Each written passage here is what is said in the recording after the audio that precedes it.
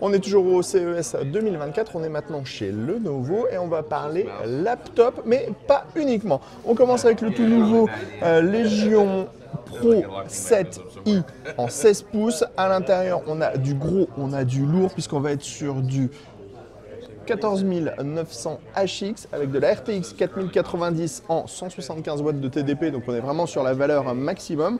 On pourra avoir jusqu'à 32 Go de DDR5, 2 Tera de SSD. L'écran est un 16 pouces en WQXGA 2560 par 1600. On va avoir du RGB au niveau du clavier et on va également retrouver une petite barre RGB sur la partie inférieure. Et on est sur un châssis qui est intégralement en métal, donc c'est plutôt assez sympathique. On a des grands évents sous la partie inférieure et on a une partie audio qui est faite par Armen Carnon. La version Pro sera disponible uniquement en noir. On a après la version Legion 7i qui sera disponible en noir ou en blanc glacier. Franchement, en blanc glacier, il est vraiment très beau. Ça change radicalement de ce qu'on a habituellement. Surtout avec ce petit rebord là sur le côté qui est en aluminium brossé. Ensuite, pour le design, ça ne change pas grand-chose par rapport à la version Pro. On va juste perdre en fait le RGB sur la partie avant. On retrouve le RGB au niveau du clavier. Et au niveau de la configuration, on va retrouver à peu près la même chose, à savoir un 14900 HX, mais la carte graphique sera en 4070 avec un TDP en 140 watts. Après, on aura toujours 32 Go de DDR5, 1 Tera de SSD et la dalle en 16 pouces. On continue avec deux produits qui sont très rigolos chez Lenovo, à savoir tout d'abord le Mechanical Energy Harvesting Solution clavier. Donc c'est un clavier mécanique et sur le clavier mécanique qui est donc sans fil et sur batterie, on va avoir ici un système de rechargement solaire. Mais si par exemple on arrivait à court de batterie parce qu'il n'y avait pas assez de lumière ou pas assez de soleil, on pourrait tourner la petite molette ici comme ceci et donc au bout d'une minute, ça redonne 30 minutes d'autonomie. Alors ça, c'est plutôt rigolo. Mais vous savez quoi? Ils ont fait la même chose avec la souris. La souris, vous la tournez. En dessous, vous avez une petite molette comme ça. On tourne. Je me rapproche pour que vous entendiez le bruit.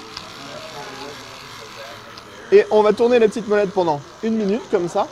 Et on va récupérer 30 minutes d'autonomie. Et ça, c'est plutôt pas mal. Après, on est sur du gaming. C'est-à-dire que là, c'est clavier mécanique avec des vrais switches. Et là, on est sur une souris qui propose du 12800 dpi. Donc, c'est plutôt assez intéressant. On enchaîne avec le ThinkBook Graphic Extension. C'est tout simplement en fait une e-carte graphique qu'on va brancher à l'arrière de son laptop. On va pouvoir mettre de la 4070. Enfin, il y a une 4070 Lenovo de base à l'intérieur. Vous voyez, ici on a la grosse alimentation. Ensuite, on va brancher tout ça en DisplayPort ou en HDMI. Et ça permettra d'avoir de la puissance à côté de sa machine. On a le petit exemple justement là-bas avec le ThinkBook Graphic Extension qui est branché au laptop. Franchement, le design est super sympa. On aimerait presque avoir un mini PC comme ça, tellement c'est assez sympathique. On va enchaîner avec ce concept. Alors non, c'est pas le bon. Si, on peut faire le Magic Bay. Non, bah, du coup, on enchaîne avec ce concept, donc qui va proposer deux écrans et vous allez voir, c'est franchement assez rigolo. Donc là, on a un laptop classique, donc plutôt type ultra léger, ultra portatif, avec un écran devant et vous allez voir que si on tourne, on a un autre écran derrière. Alors l'écran qui est derrière, c'est un écran un peu spécifique puisque c'est un écran e-ink. L'écran e-ink, ça n'a pas besoin de rétroéclairage. Et comme vous pouvez le voir, pourtant, on a une luminosité qui est plutôt assez attractive. On a un temps de réponse qui est plutôt ultra bon aussi, alors que normalement le e-ink c'est plutôt mollation du genou.